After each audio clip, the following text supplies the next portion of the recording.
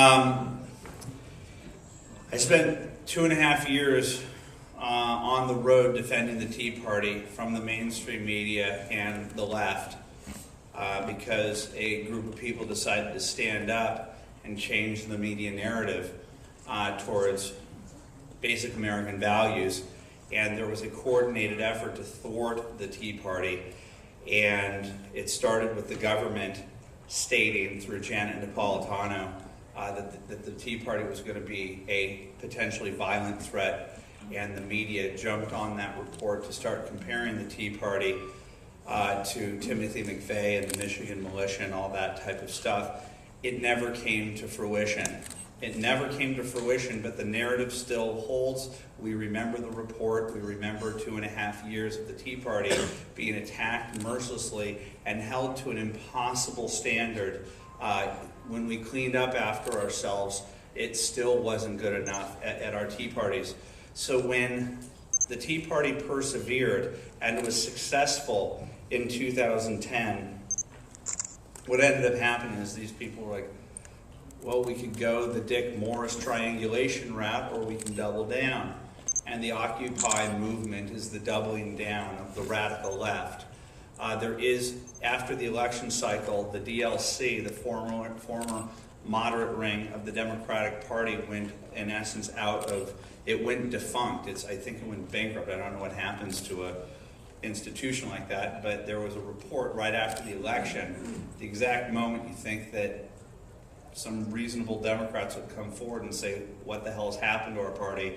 You found out that all that was left was the hard left of the Democratic Party, and this is what they created. You saw a preview of it in Wisconsin. You saw a preview of it when you saw certain unions showing up at Tea Parties, throwing eggs, being violent, and the media ignoring it.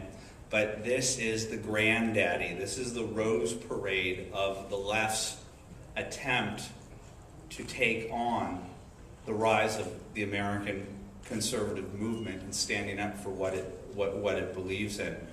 In 2011, the mainstream media was involved in the manufacturing of this event. You saw Dylan Radigan there.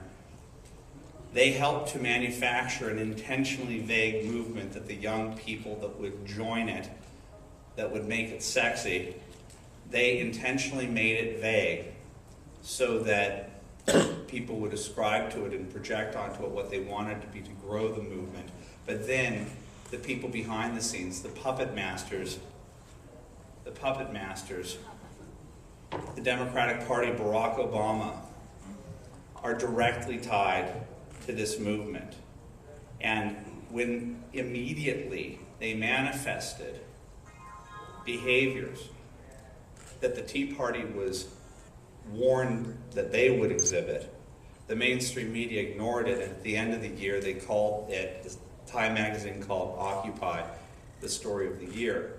The reason why we're putting this group together is to tell what the true story is behind the story of the year.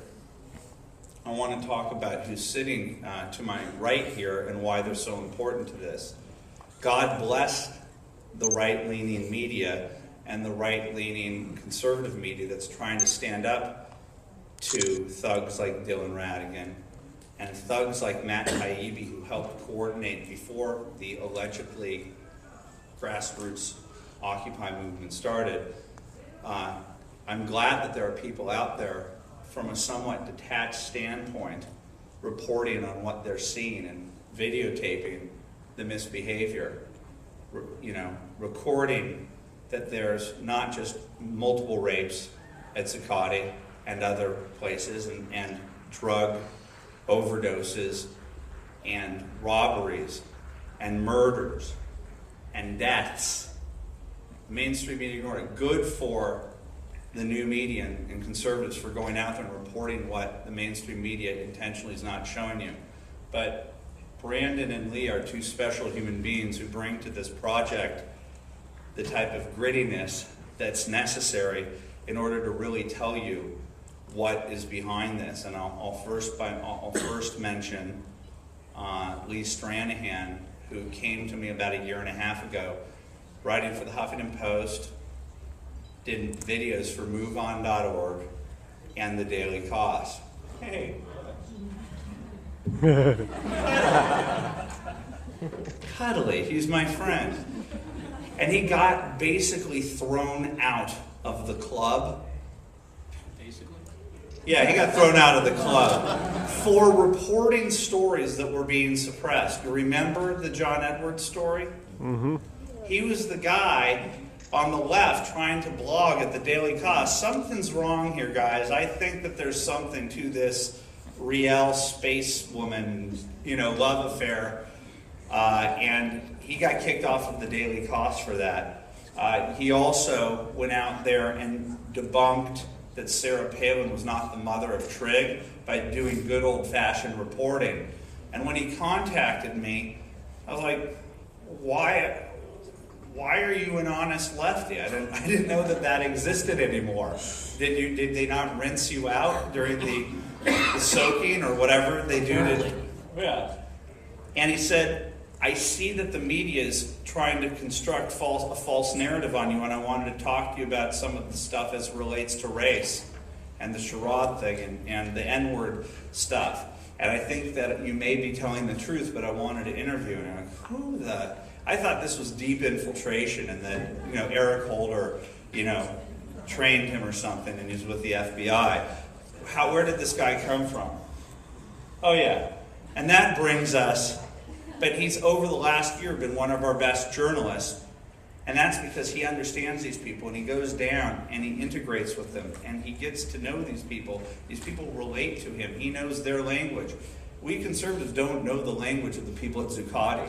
We stick out like a sore thumb, and it is that type of investigative journalist that we need to be able to tell the true story, because ABC, CBS, NBC, CNN, MSNBC will not tell you the true story of what's going on. The most important person sitting up here is Brandon Darby. And Brandon Darby, to me, is not just to explain what Occupy is, but he's the David Horowitz, in my mind, of our time, in so much that he was the radical leftist running things on the ground for the radical left during Katrina. That is not insignificant. That was one of their major actions and one of their major successes. And he was in the lower 9th Ward, and when Jesse Jackson had to go down there, they isolated him to be the person that took him on the photo op where the press gaggle followed him. So these two leftists understand, and for the purposes of clarity and truth, want to tell the world what the true story of the story of 2012 is about.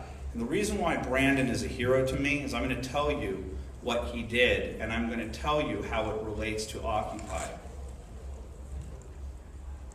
He worked with the FBI as an informant, in which he informed upon two 20-somethings in the year 2008 who were part of an action, not unlike Occupy, that specifically isolated the 2008 Republican Convention. Does anybody remember the action, the leftist, globalist action against the 2008 convention? They called it the GOP Welcoming Committee. And do you remember being a delegate there, or being a person walking into the convention center with heightened security and seeing the police in riot gear? Why were they in riot gear? They were there because of the GOP Welcoming Committee. Do you remember that the night that John McCain spoke, that Code Pink somehow infiltrated the floor? They were coordinated. They were part of the GOP Welcoming Committee, Code Pink GOP Welcoming Committee. It was part of radical international anarchist groups along with American leftist groups. I'm talking all with unions, all coordinating to tell you, Republicans or conservatives, that you shouldn't have the right to freely congregate and nominate your representatives. They wanted to intimidate us. What you saw at that GOP Welcoming Committee was an occupation. That was Occupy St. Paul.